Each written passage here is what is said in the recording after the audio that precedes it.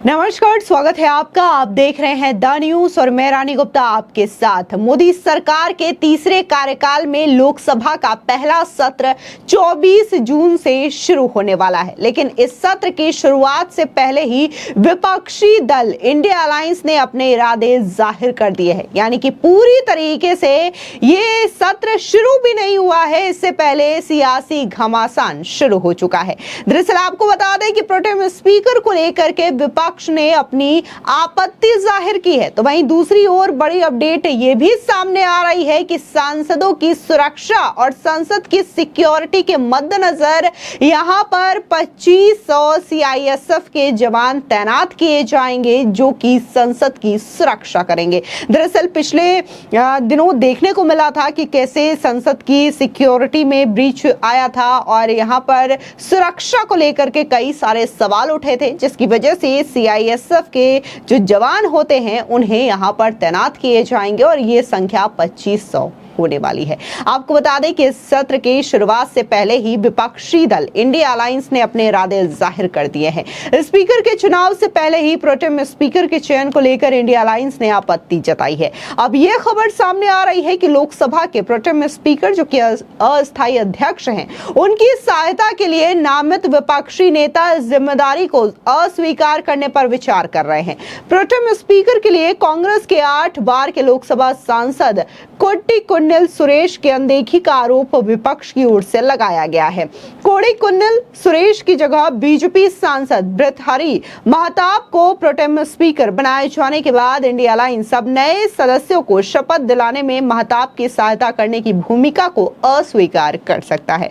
बता दें, ओडिशा की कटक लोकसभा सीट से भारतीय जनता पार्टी के सांसद महताब को राष्ट्रपति द्रौपदी मुर्मू ने संविधान के अनुच्छेद 95(1) के तहत प्रोटेम स्पीकर नियुक्त किया था, ताकि वे 26 जून को अध्यक्ष के चुनाव तक अध्यक्ष के कर्तव्यों का निर्वहन कर सके। राष्ट्रपति ने महताब की सहायता के लिए वरिष्ठ सांसदों के एक पैनल को भी नामित किया था, जिसमें 3 विपक्षी दलों के सांसद, कांग्रेस नेता के सुरेश, तृणमूल कांग्रेस यानी कि टीएमसी नेता सुदीप बंदोपाध्याय और डीएमके सांसद टीआर बालू का नाम था। वहीं बीजेपी नेता राधा मोहन सिंह और फग्गन सिंह कुलस्ते का नाम भी इस लिस्ट में शुमार है। बता दें, कांग्रेस ने यहां तक आरोप लगाया है कि दलित समुदाय होने के कारण कोट्टिकुन्निल सुरेश को बीजेपी सरकार ने नजरअंदाज किया है। विपक्षी खेमे के सूत्रों ने कहा है कि सुरेश बालू और बंदोपाध्याय उन्हें दी गई भूमिका स्वीकार नहीं कर सकते। विपक्ष के आरोपों का जवाब देते हुए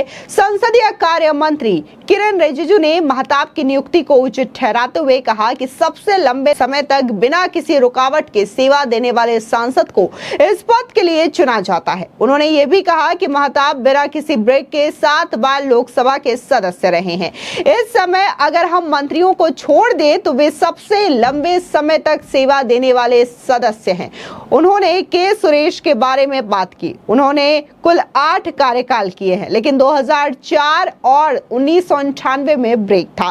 कोई उल्लंघन नहीं हुआ है, केवल वे ही महसूस करेंगे कि उल्लंघन हुआ है। उन्होंने सिस्टम या उनके नियमों को नहीं पढ़ा। ऐसा नहीं है कि ये चीजें पहली बार हुई हो, लेकिन इससे पहले भी पिछली लोकसभा के गठन के समय भी ऐसा ही हुआ था। 17वीं लोकसभा में वीरेंद्र कुमार को राष्ट्रपति ने तरजीह दी थी और प्रोटेम स्पीकर नियुक्त किया था।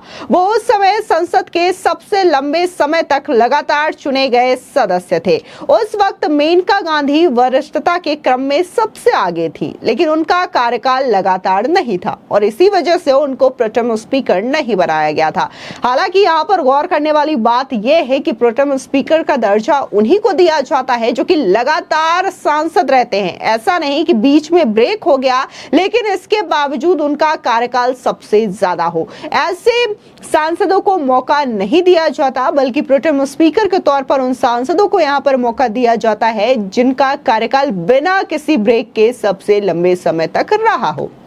वहीं संसद की सुरक्षा के लिए सीआईएसएफ भी पहली बार तैनात की गई है। दरअसल संसद की सुरक्षा करने के लिए सीआईएसएफ के पास अभी तक लिखित आदेश नहीं आए हैं, लेकिन इसके बावजूद सुरक्षा की जिम्मेदारी सीआईएसएफ ही संभालेगी। संसद भवन में प्रवेश करते वक्त सांसद और मंत्रियों की पहचान करने और उनके प्रोटोकॉल में कहीं कोई दिक्कत न हो, इसे देखते हुए सीआईएसएफ और पार्लियामेंट सिक्योरिटी सर्विस के टॉप अधिकारियों ने पुख्ता इंतजाम किए हैं। सांसदों और मंत्रियों की पहचान करने का काम सीआईएसएफ नहीं करेगी। पहले की तरह यह जिम्मेदारी पार्लियामेंट सिक्योरिटी सर्विस के अधिकारियों के जिम्मे ही होगी। फिलहाल संसद भवन की सुरक्षा में सीआईएसएफ के 2500 जवान तैनात हैं। इनमें कमांडो भी शामिल है। सीआईएसएफ की तैनाती के बाद से दिल्ली पुलिस और सीआरपीएफ को यहां से हटा दिया गया है। संसद सत्र के पहले दिन कहीं कोई चूक न हो जाए, इसे देखते हुए सीआईएसएफ और पार्लियामेंट सिक्योरिटी सर्विस के तमाम वरिष्ठ अधिकारी उन गेटों पर तैनात होंगे जहां से सांसद और मंत्री प्रवेश करेंगे। एक अधिकारी ने बताया है कि संसद भवन में प्रवेश करने से पहले किसी भी सांसद या मंत्री के पास को स्कैन नहीं किया जाएगा। एंट्री गेट पर पहले की तरह ही उन तमाम सुरक्षा अधिकारियों को तैनात किया जाएगा जो पहले भी नई सरकार बनने के बाद तमाम सांसदों और मंत्रियों की पहचान सुनिश्चित करते हुए अपने काम को अंजाम दे चुके हैं। दिल्ली ट्रैफिक पुलिस पहले की तरह ही ट्रैफिक व्यवस्था संभालेगी, जबकि थाना कार्रवाई का मसला अभी भी दिल्ली पुलिस ही देखेगी। बता दें, लोकसभा चुनाव के बाद संसद के पहले सत्र से पहले प्रोटेम स्पीकर की नियुक्ति सरकार और विपक्ष के बीच विवाद का विषय बन गई है, लेकिन विपक्ष पहले से ही कई मुद्दों पर सरकार को घेरने की तैयारी कर रहा है, जिसमें नीट नेट मामला, बंगाल में ट्रेन दुर्घटना, नए आपराधिक कानूनों का क्रियान्वयन, एग्जिट पोल के बाद शेयर की कीमतों में अचानक उछाल और चुनाव परिणाम के दिन उनकी गिरावट भी शामिल है। आपको बता दें कि इस मसलों को लेकर के कांग्रेस पार्टी लगातार आवाज उठा रही है और उन्हें देखने को मिला था कि कैसे इस मामले में प्रेस कॉन्फ्रेंस भी किया गया था, लेकिन जिस तरीके से ये मुद्दे उठे हुए हैं, ऐसे में माना जा रहा है कि संसद सत्र का जो माहौल है वो काफी ज्यादा गरमाया हुआ हो सकता है, क्योंकि इस बार संसद सत्र में माना जा रहा है कि कई सारे दिग्गज नेता शामिल होने वाले हैं। ऐसे में ये संसद सत्र जो है वो और भी ज्यादा दिलचस्प होने वाला है। लेकिन इससे पहले जिस तरीके से प्रोटेम स्पीकर को लेकर के घमासान छिड़ चुका है, ये अपने आप में एक बार फिर से एक नया मुद्दा नजर आ रहा है। हालांकि कांग्रेस पार्टी की ओर से ये कहना है कि विपक्ष की ओर से जो कैंडिडेट सामने आया था उसकी अनदेखी बीजेपी की ओर से की गई है, लेकिन बीजेपी की जो संसदीय कार्य मंत्री हैं किरण रिजिजू, उन्होंने साफ तौर से ये कहा है कि यहाँ पे तमाम नियमों को ध्यान में रखते हुए ही प्रोटेम स्पीकर की नियुक्ति हुई है। माना जा रहा है कि जब ये संसद सत्र शुरू होगा तो ऐसे में प्रधानमंत्री नरेंद्र मोदी नए स्पीकर का प्रस्ताव रख सकते हैं और उसके बाद ये नाम सामने आएगा कि क्या वाकई में इस बार लोकसभा के स्पीकर ओम बिरला होंगे या फिर उनकी जगह कोई नया चेहरा सामने आएगा। इस पर विचार हो सकता है। जो प्रधानमंत्री नरेंद्र मोदी नए नाम को लेकर के प्रस्ताव रखते हैं या फिर ओम बिरला का प्रस्ताव ठीक उसी तरीके से रखा जाता है जैसे कि अभी भी बीजेपी के कई सारे दिग्गज नेता उसी पद पर हैं जो कि पिछले सरकार में वो मंत्री थे। जैसे कि बात अगर हम गृह मंत्री अमित शाह की करें, रक्षा मंत्री राजनाथ सिंह की करें, वित्त मंत्री निर्मला सीतारमण या फिर जो सड़क निर्माण मंत्री हैं नितिन गडकरी, इनके जो विभाग हैं वो 2019 की सरकार में भी यही विभाग थे और 2024 की सरकारों में भी इनका वही विभाग रहा है। तो ऐसे में लोकसभा स्पीकर के नाम को लेकर के भी लगातार कयास लगाए जा रहे हैं। फिलहाल इस पूरे मामले को लेकर के आपकी क्या राय है, हमारे कमेंट सेक्शन में जरूर बताएं। धन्यवाद।